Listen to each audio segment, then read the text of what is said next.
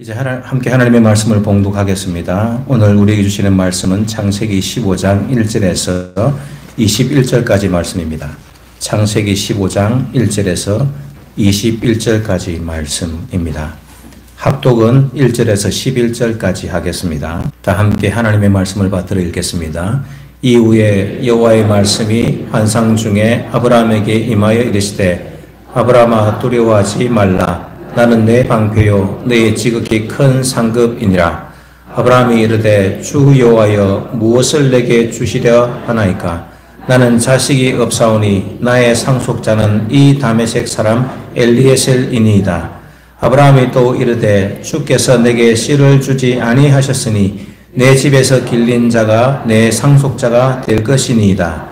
여호와의 말씀이 그에게 임하여 이르시되 그 사람이 내 상속자가 아니라 내 몸에서 날 자가 내 상속자가 되리라 하시고 그를 이끌고 밖으로 나가 이르시되 하늘을 우러러 무뼈를 셀 수 있나 보라. 또 그에게 이르시되 내 자손이 이와 같으리라.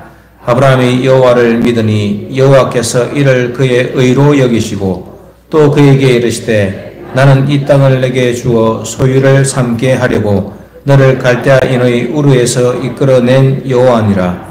그가 이르되 주 여호와여 내가 이 땅을 소유로 받을 것을 무엇으로 알리이까. 여호와께서 그에게 이르시되 나를 위하여 3년 된 암소와 3년 된 염소와 3년 된 순양과 산비둘기와 집비둘기 새끼를 가져올지니라. 아브라함이 그 모든 것을 가져다가 그 중간을 쪼개고 그 쪼갠 것을 마주 대하여 놓고 그 새는 쪼개지 아니하였으며 솔개가 그 사체 위에 내릴 때에는 아브라함이 쫓았더라. 아멘. 오직 믿음으로 가는 하나님 나라라는 제목으로 목사님 말씀 선포하시겠습니다.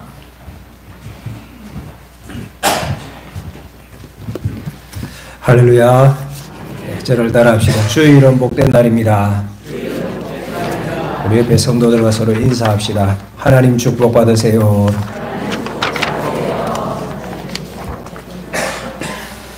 지난주일 창세기 12장 말씀으로 하나님께서 부르심에 아브라함이 순종하여서 고향 친척 아비의 집을 떠나서 가나안으로 들어갔던 내용을 살펴보았습니다. 하나님께서 큰 민족과 땅을 약속하시고 또 아브라함에게 너는 복이 될지라 말씀을 하셨지요. 그러나 하나님의 약속과 현실은 간극이 컸습니다. 아브라함이 가나안 땅으로 갔지만은 그 땅에 해필이면 기간이 들어서 애굽으로 피신하였고 거기에서 여러 가지 봉변당하는 내용이 창세기 12장 하반부에 나오지요. 창세기 13장으로 가면 목축지 갈등으로 인해서 아들 같았던 조카 롯이 아브라함 곁을 떠나게 됩니다. 소돔 쪽으로 이동을 하게 되어지는 사건이고요. 14장에 가면 고대에 있었던 한 전쟁에 관한 기사가 나옵니다. 메소포타미아 지역에 있던 4나라 연합군과 사해 지역에 있던 5나라 연합군이 전쟁을 벌이게 됩니다. 그 전쟁으로 인하여서 아브라함의 조카였던 롯과 그의 가족이 포로로 잡혀가게 되고 그 소식을 들었던 아브라함이 사병과 군대를 이끌고 다메섹까지 쫓아가서 북쪽 왕들을 쳐부수고 결국은 롯과 그 가족을 되찾아오게 되는 내용이 창세기 14장에 나옵니다. 그리고 오늘 15장인데 12장에서 아브라함이 하나님의 부르심을 받아 출발하였고 오늘 15장까지인데 그 과정이 보면 하나님의 부르심에 순종하였지만은 삶이 순탄하지는 않았어요. 여러 가지 어려운 일도 있고 불안정하였고 특별히 14장에 있었던 고대 전쟁 이후에 아브라함이 마음에 두려움을 가지고 있는 상황에서 15장이 시작이 되어집니다. 1절 볼까요? 이후에 그 고대 전쟁 이후에 여호와의 말씀이 환상 중에 아브라함에게 임하여 이르시되 아브라함아 두려워하지 말라. 나는 내 방패요 너의 지극히 큰 상급이니라. 여러분 하나님께서 아브라함에게 말씀하셨는데 하나님은 어떤 분이실까요? 오늘 1절 말씀을 보면 먼저 생각해야 될 것이 우리에게 위로와 확신을 주시는 하나님이시구나 하는 것을 알 수 있습니다. 아브라함이 두려웠던 것 같아요. 그러니 하나님께서 두려워하지 말라라고 말씀하셨겠죠. 아마 전쟁의 두려움, 보복의 두려움이 있지 않았겠습니까? 아브라함은 이주민이고 연약한 자인데 북쪽에 침공하 있던 그 대표하는 엘람왕 그돌라오멜은 그 당시에 큰 왕이었습니다. 그러니까 사해 지역에 있던 5나라 왕들이 그돌라오멜에게 조공을 바쳤거든요. 그런데 아브라함이 급습해서 롯을 찾아오긴 하였지만은 그돌라오멜과 북쪽 나라 왕들이 다시 의기투합해서 잘 준비해서 다시금 침공한다면 아브라함이 감당할 수 있겠습니까? 목숨을 부지할 수 있을까요? 참 어려운 일이에요. 이런 두려움 가운데 아브라함이 있을 수 있는 거예요. 거기에도 또 상실감, 외로움 이런 것들도 아브라함이 겪어갔습니다. 그 전쟁으로 승리하였고 전리품을 가져왔는데 14장에 보면 아브라함의 전쟁 승리의 전리품을 다 소돔 왕에게 주었습니다. 물론 거기에는 이유가 있었겠죠. 어쨌든 목숨 걸고 전쟁하였고 수고를 많이 하였지만은 아브라함 손은 빈손이었습니다. 상실감이 있을 수 있어요. 거기에다가 조카 롯을 데려왔지만은 다시 롯은 아브라함 곁을 떠나 소돔 지역으로 가서 자기 땅에서 거하게 되어지는 거예요. 우리가 이미 살펴보았지만은 아브라함에게 자식이 없어요. 이 롯을 마치 자녀처럼 함께 하였고, 그리고 어떤 의미에서 아브라함 마음속에는 상속자로 생각하고 있었을 가능성이 많습니다.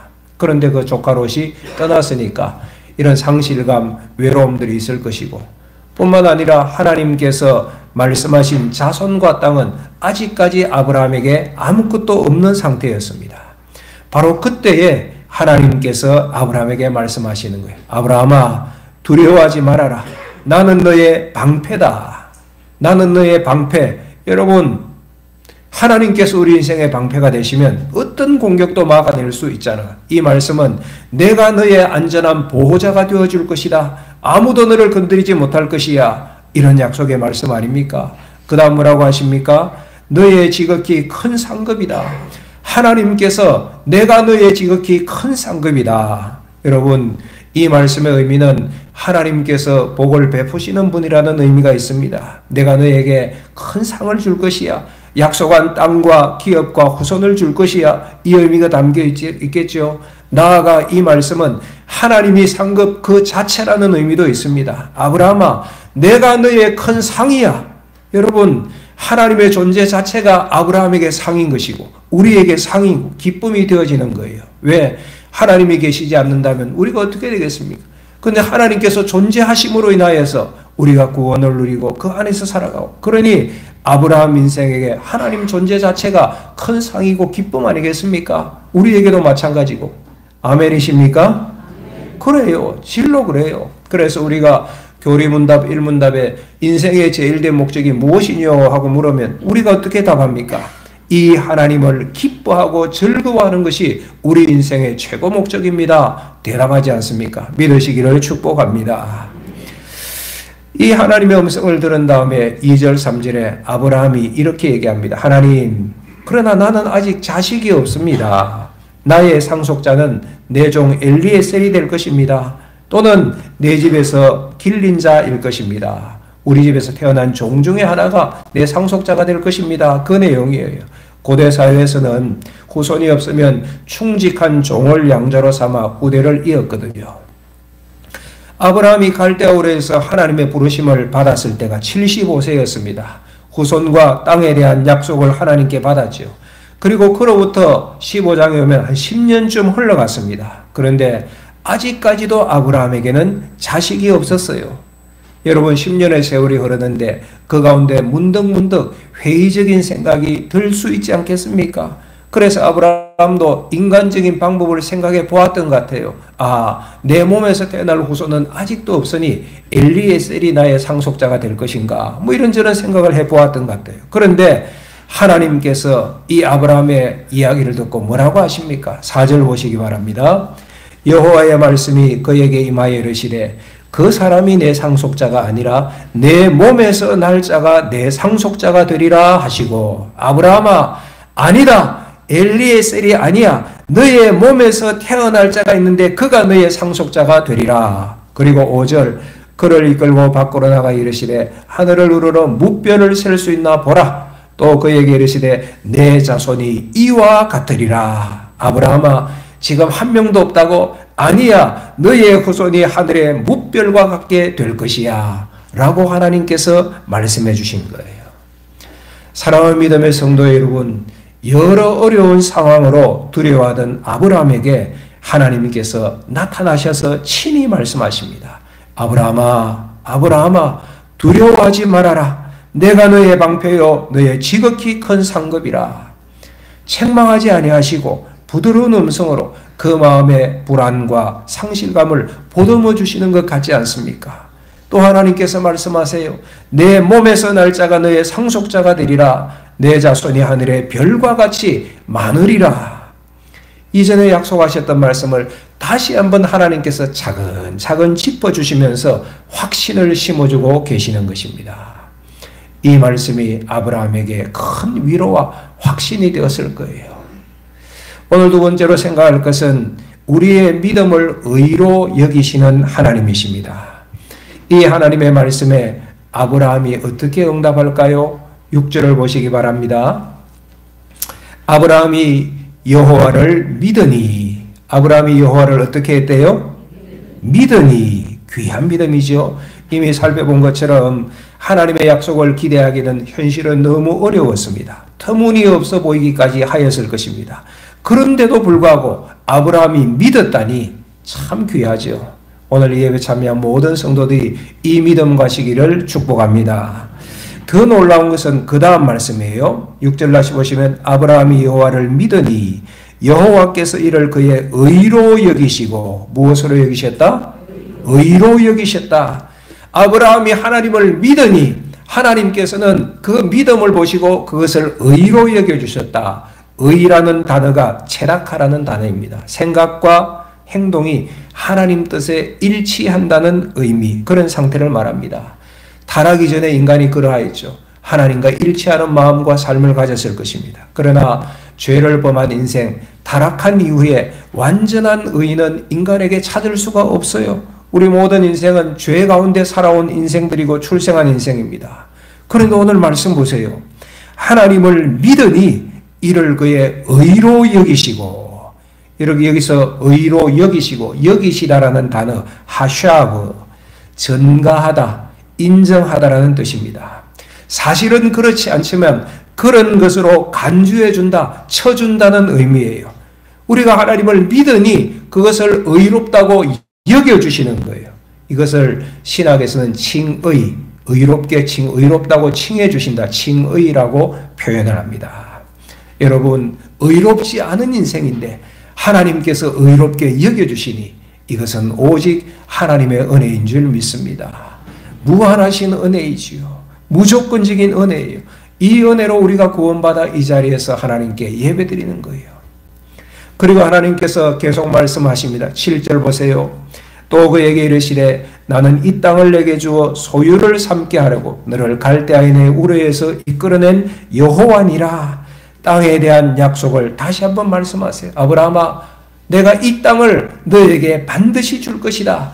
나는 여호와니라. 누구시라고요? 여호와니라. 확신을 주시는 것이죠. 이에 아브라함이 얘기합니다. 8절. 그가 이르되 주 여호와여, 내가 이 땅을 소유로 받을 것을 무엇으로 알리이까? 이렇게 물어본다고 또 의심하네. 그런 것 아닌 것 같아요. 의심의 표현이 아닌 그런 그 느낌입니다. 이제는 아브라함이 하나님의 약속을 신뢰하기 때문에 그 구체적인 근거를 바라는 모습 같아요. 이에 하나님께서 아브라함과 언약을 체결해 주십니다. 9절 이하에 보면 하나님이 말씀하세요. 아브라함아, 3년 된 암소와 암양과 순양, 산비둘기, 집비둘기 좀 가져오거라. 그리고 그 짐승을 중간을 쪼개어서 서로 마주대하도록 둔 것입니다. 그리고 아브라함을 그 옆에 세우세요. 시간이 상당히 지난 것 같아요. 해질녘쯤 되었을 때 큰 어두움과 두려움 가운데서 하나님께서 친히 그 자리에 임재하셔서 아브라함에게 말씀하세요. 아브라함아, 너의 자손이 앞으로 이방에서 객이 되어서 400년 동안 그들을 섬길 것이다. 이집트에서 400년 노예 생활할 것을 말씀하시는 것이죠. 그리고 계속 말씀하시는데 그 후에 내가 그 나라를 벌하고 너의 자손을 이끌고 나오는데 너의 자손이 큰 재물을 가지고 나와서 이 땅 가나안으로 돌아올 것이다. 그 말씀을 하나님께서 주시는 거예요. 말씀뿐만 아닙니다. 그 재물된 짐승을 쪼개어서 서로 마주대하도록 그렇게 바라보게 했잖아요. 타는 횃불이 나와요. 타는 횃불이 그 쪼갠 고기 사이로 지나가는 것입니다. 휘 돌면서 지나갔을 것 같아요. 하나님이 불꽃의 모습으로 경이롭게 임재하신 거예요. 그 당시 고대 근동사회에서 서로 언약을 체결할 때 이 방식이었거든요. 재물을 잡아놓고 그것을 쪼개고 언약의 당사자가 그 쪼갠 짐승 사이로 중간을 지나가는 거예요. 그 의미는 우리가 이렇게 약속했는데 이 약속을 어기면 이 짐승처럼 쪼개어질 것이다. 그러니까 생명 걸고 약속한 것이지요. 하나님께서 이와 같은 방식으로 친히 오셔서 아브라함에게 언약을 맺어주신 거예요. 이 약속은 내가 너에게 준 것이고 생명을 걸고 지켜나갈 것이야. 그래서 이 창세기 15장의 언약을 일명 횃불 언약, 그렇게 이름을 붙이고 있습니다. 사랑하는 여러분, 하나님은 정말 놀라우신 분이십니다. 사랑의 하나님이십니다. 이 언약을 하나님께서 친히 맺어주실 뿐만 아니라 친히 성취하셨습니다. 이 언약 이후에 아브라함이 아들을 얻기까지는 또 상당한 시간이 흘렀어요. 아브라함이 100세 때 이삭을 얻게 되었으니 적어도 처음 약속으로부터 25년을 기다려서 첫 아들 이삭을 얻게 되어집니다. 이삭 이후에 야곱이 출생하고 또 에서가 나오고 그 후손이 이어지는데 에서 때에 아브라함의 후손이 애굽으로 이주하여서 430년 동안 그 땅에서 살다가 400년이 지난 다음에 하나님의 인도하심으로 애굽을 나오게 되잖아요. 이것이 출애굽 아닙니까? 출애굽하여서 광야를 지나 가나안 땅으로 돌아오게 되는 거예요. 뭘 말씀드리냐? 하나님께서 약속하셨어요. 근데 수백 년 동안 잊지 않고 그 언약을 하나님께서 그대로 성취하신 거예요. 사랑하는 성도 여러분, 하나님은 아브라함을 향한 아름다운 계획을 가지고 계셨습니다. 그 계획을 놀라운 사랑과 능력으로 또한 성취하셨습니다. 사랑하는 여러분, 이것이 아브라함에게만 일어난 일일까요? 아니에요. 저와 여러분들에게도 있는 일이고 이 세상 모든 역사, 모든 일이 다 이렇게 이루어지는 것입니다. 세상 사람들이 볼 때는 이 땅의 일들이 그냥 우연히 흘러가는 것 같아도 여러분 분명히 고백하건대 다 하나님의 계획 아래에 있습니다. 믿으시기를 바랍니다. 특히 하나님께서 택하신 하나님의 자녀, 하나님의 백성들을 향하여 하나님은 아름답고 선한 계획을 가지고 계세요. 우리가 이것을 꼭 믿어야 돼요. 그 아름답고 선한 계획을 위하여서 2000년 전에 사람으로 세상에 오신 분이 바로 예수님이십니다. 예수님 본래 하나님이셨고 하나님의 아들이신데 우리를 구원하기 위하여 사람으로 이 땅에 오셨습니다. 십자가에서 살찌끼고 피 흘려서 돌아가셨습니다. 왜? 우리의 죄를 대신 지시고 죄값을 지불하신 거예요. 그리고 하나님께서 약속하셨죠. 이 십자가의 예수, 내가 보낸 아들 예수를 믿기만 하면 하나님은 우리를 의롭게 여겨주시고 구원하여 주신다고 약속해 주셨습니다. 이 땅에서 하나님 나라 백성으로 살다가 이후에 완전한 하나님 나라 천국에 이르게 되는 거예요. 할렐루야. 얼마나 큰 은혜를 입었습니까? 이것이 사실이라면 우리는 이 땅에서 어떻게 살아가야 할까요?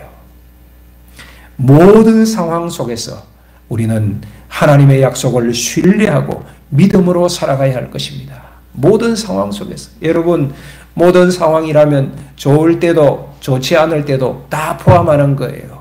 우리가 뭔가 이 세상 일들이 잘 될 때가 있잖아. 그때도 하나님 은혜 가운데 살고 하나님을 신뢰하고 믿음으로 살아가는 것이고, 때로는 내 생각대로 안 되고 어려울 때도 있잖아요. 예수 잘 믿는데도 불구하고 장벽에 막히고 고통 가운데 있고, 그럴 때도 하나님을 신뢰하고, 건강할 때도 하나님을 신뢰하고, 혹여 내 몸이 아프고 병약할 때도 콜록콜록 감기 기침하면서도 하나님을 신뢰하는 마음으로 믿음에 서고, 사업이 잘 되고 월급이 꼬박꼬박 나오고 가정경제가 잘 돌아갈 때도 하나님을 신뢰하고, 혹여 연약하고 가난해질 때도 여전히 하나님은 전능의 하나님이시다 신뢰하고 믿음으로 살아가는 것. 신앙도 마찬가지입니다. 우리가 기쁨으로 찬송하고 기도 가운데 성령 충만할 때도 있지만은 예수님은 믿지만은 심령이 공고할 때가 있잖아요. 사망의 음침한 골짜기를 지난 듯한 그런 바싹 마른 심령일 때도 있잖아요. 그럴 때도 하나님을 신뢰하는 마음은 흔들리지 않기를 주의 이름으로 축복합니다. 왜? 모든 상황 가운데 우리는 하나님을 신뢰하고 믿음의 걸음을 옮겨야 하기 때문에, 모든 상황 가운데. 우리가 예수님을 믿지만 이 땅을 살아가다 보면 공격이 얼마나 많습니까? 세상이 우리를 공격할 것입니다. 아브라함이 강한 북쪽의 네 나라 그 전쟁에 휘말려서 맞서 싸웠잖아요. 얼마나 힘들었겠습니까? 전쟁인데, 싸움인데. 아브라함이 한 나라의 왕이 아니었잖아요. 그런데 사병을 끌고 그들과 대적하는데 얼마나 힘들었겠습니까? 사랑하는 여러분, 하나님 나라 백성으로 살아가는데 지금도 세상은 핍박과 공격, 우리를 퍼부을 것입니다. 세상은 끊임없이 우리에게 말합니다. 야, 네가 뭐라고? 네가 나를 거역하면, 너가 나의 방법에 맞서면, 세상 방법을 거역하게 되면 너는 감당할 수 없는 세상의 공격을 받을 것이야. 위협할 것입니다. 너가 나를 거역한다고, 세상의 방법의 길로 가지 않는다고, 너 그러면 땅을 잃을 수 있어. 너 재물을 얻지 못할 수도 있어. 너 가족이 떠날 수도 있어. 아니, 네 생명이 위협에 처할 수도 있어. 여러분, 세상이 이렇게 우리를 공격하면 두렵지 않겠습니까? 그 공격 뒤에는 반드시 사탄이 있어요. 이거 분별해낼 수 있어야 돼요. 또 여러분, 함께하던 사람이 우리 곁을 떠날 수도 있습니다. 아브라함과 함께했던 아들 같았던 롯이 떠났잖아요. 배신감, 상실감 아브라함에게 있을 수 있습니다. 함께 신앙의 길을 걸어갔는데 그분이 옆에 계시지 않으니까 함께할 사람이 없잖아요. 얼마나 외롭겠습니까? 그런데 우리가 신앙생활하다 이런 일 만날 때가 있어요. 진실로 예수님을 따르면 때로는 세상 친구가 내게서 떠날 수 있습니다. 사랑하는 가족이 나를 배척할 수도 있습니다. 심지어 함께 신앙했던 신앙동지가 내 곁을 떠날 수도 있어요. 죽음으로 인하여서 떠날 수도 있고, 어떤 갈등으로 인하여서도 떠날 수 있고, 사탄의 꾀에 빠져서 떠날 수 있어요. 그때 우리 마음이 외롭지 않습니까? 상실감 가운데 빠질 때 있지 않습니까? 기도하는데 하나님 도대체 어디에 계십니까? 하나님의 약속의 말씀은 있는데 내 삶은 왜 이렇게 황폐한 것입니까? 아픔이 있는 거예요. 그리고 예수님을 열심히 믿음에도 불구하고 여전히 환경은 어려울 수 있습니다. 아브라함이 하나님께 순종하였지만은 아직도 자식이 없잖아요. 땅 한 평 얻지 못하였잖아요. 하나님의 약속은 분명하였지만은 현실은 손에 잡히지 않았잖아요. 신앙생활 열심히 하는데도 진로가 열리지 않아요. 가정에 문제가 있고요.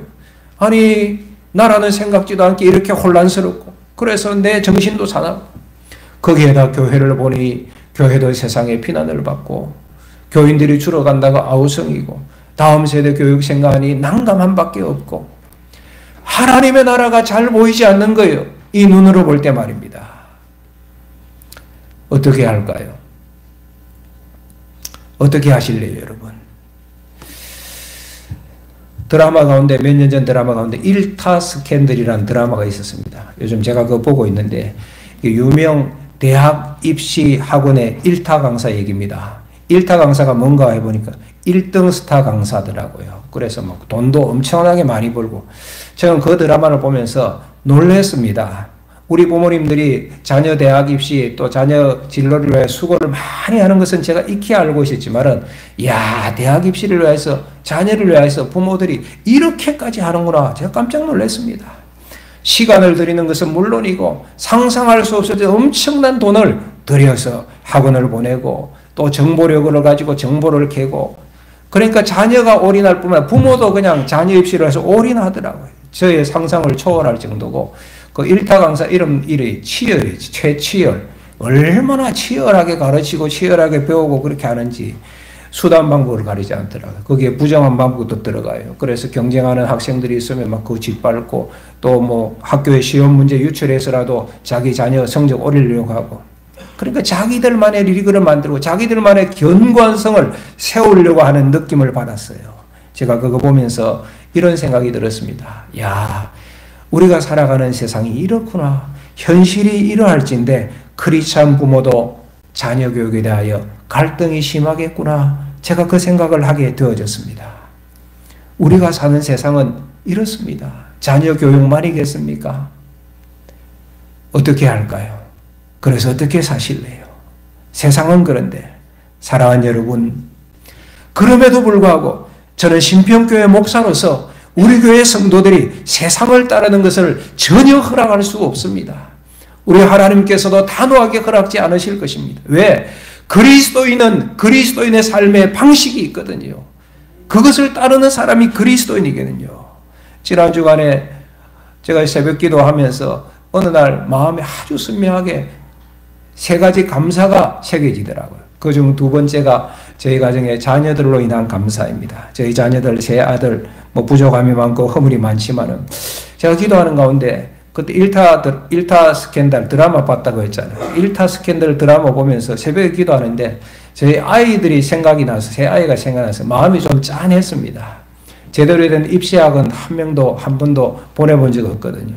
그저 학교 공부하고 교회 생활만 하고. 근데 제가 기도하면서 결론을 거예요. 하나님, 그래도 저는 후회 없습니다. 그리고 이 일에 관하여서 우리 아이들도 후회하지 않는 인생 되게 해주십시오.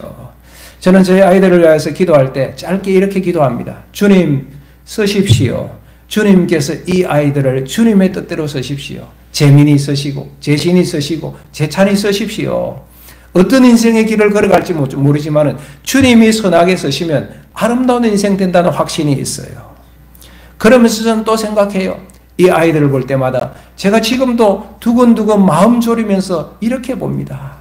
주님 안에 인생이 되어야 될 텐데 이놈들이 세상에서 어떤 직업을 선택할지, 돈을 얼마나 벌지 저는 아무것도 몰라요. 좋은 직업을 선택할 수도 있고 여러 가지 환경이 있을 수도 있는데 무엇을 하든지 관계없이 그 아이들의 인생을 또는 신앙을 제가 책임질 수 없잖아요. 주님, 어찌하든 이놈들이 주님 안에 인생 되어야 되는데 그 마음으로 지금도 항상 두근두근 바라보고 있습니다. 그렇게 기도하고 있어요.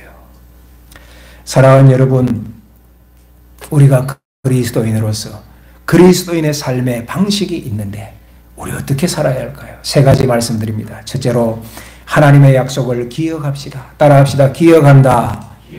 기억한다. 뭘요? 하나님의 약속, 하나님의 말씀 잊지 않고 기억하세요.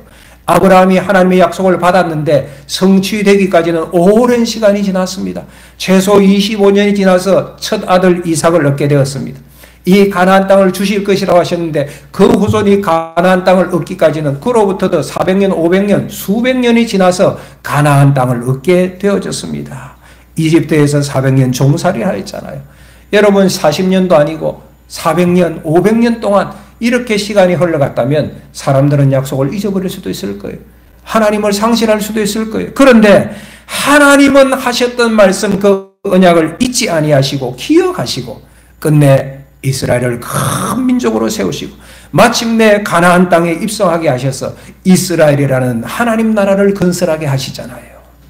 뿐만 아닙니다. 하나님께서 창세기 3장 15절에 약속하신 인류 구원을 약속하셨잖아요. 범죄한 인생을 향하여서 또한 죄악된 뱀과 사탄의 세력을 향하여서 여자의 후손을 통하여서 뱀의 머리를 부숴버릴 것이다. 사탄의 괴멸을 선언하시고 인류의 구원을 약속하셨던 창세기 3장 15절 그 구원 약속을 하나님께서는 기억하셔서 오랜 시간 후에 당신의 아들 성자 예수 그리스도를 이 땅에 보내셔서 하나님의 나라를 이루어 가셨잖아요.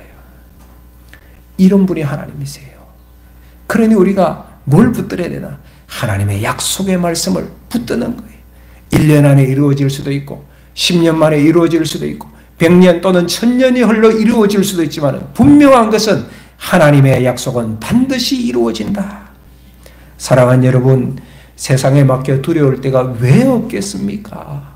육신의 고통, 자녀들로 인한 아픔, 여러 가지 경제적인 문제 왜 없겠습니까? 세상에 맡겨 두려울 때 눈을 들어 주님을 바라보시기를 주의 이름으로 축복합니다. 하나님이 말씀하세요. 두려워하지 말아라. 내가 너의 방편이라. 내가 너의 큰 상급이니라. 하나님께서 이 약속을 지키기 위하여 요한복음 3장 16절 하나님이 세상을 이처럼 사랑하사 독생자를 주셨으니 이는 그를 믿는 자마다 멸망하지 않고 영생을 얻게 하려 하심이라. 창세기 3장 15절의 말씀을 이루기 위하여서 요한복음 3장 16절에 선포하잖아요. 하나님은 세상을 사랑하십니다. 그래서 그 사랑을 위하여 하나밖에 없는 아들 예수 그리스도를 구원자로 보내어주셨습니다. 십자가에 달려 돌아가게 하셨습니다. 우리 할 일은 그 예수님을 믿는 것밖에 없어요. 믿으면 구원을 얻을 것이다. 하나님의 나라는 오직 믿음으로 들어가는 나라예요. 좋은 대학의 명판으로 들어가는 건 아닙니다. 훌륭한 아파트의 명판으로 들어가는 건 아닙니다. 세상의 권세와 지위 아닙니다. 오직 믿음으로 하나님의 나라에 들어가는 것입니다. 그 믿음까지도 하나님께서 지켜주세요. 우리가 주님을 바라보고 주님 믿습니다. 주님이 나의 주인이십니다. 고백하면 내가 너를 버리지 아니할 것이다. 내가 너를 떠나지 아니하리라. 내가 고아와 같이 너를 버려두지 아니할 것이다 하고 주님께서 약속해 주시고 마지막에는 세상 끝날까지 너와 함께하리라 약속하신 분이 우리 하나님이시고 예수 그리스도이십니다. 사랑하는 여러분, 이 하나님의 약속을 기억하고 믿으시기를 바랍니다. 두 번째로는 이 믿음을 고백하십시오. 어느 상황에서나 모든 상황 가운데 여러분 자신 있게 예수 그리스도를 선포하고 고백하십시오. 언제나 어디에서나 하나님, 저는 하나님의 자녀입니다. 하나님 백성으로 살겠습니다. 하나님 인도하십시오. 주님, 주님이 나의 구원자이십니다. 나는 주님을 믿습니다. 고백하고 당당하게 선언하는 삶을 살아가셔야 됩니다. 오늘 말씀에 뭐라고 그래요? 6절에 아브라함이 여호와를 믿으니 이를 의로 여기셨다고 하시잖아요. 여러분, 구원은 내가 무엇을 해서가 아닙니다. 하나님께서 다 하셨습니다. 하나님께서 약속하시고 구원을 약속해 주시고 그 구원을 위한 언약을 틈틈이 세워주시고 또한 마음과 뜻과 목숨을 바쳐서 그 언약을 이루신 것이 십자가 아닙니까? 십자가. 우리 할 일은 그 하나님을 믿는 것밖에 없는 거예요. 하나님 당신은 나의 주인이십니다.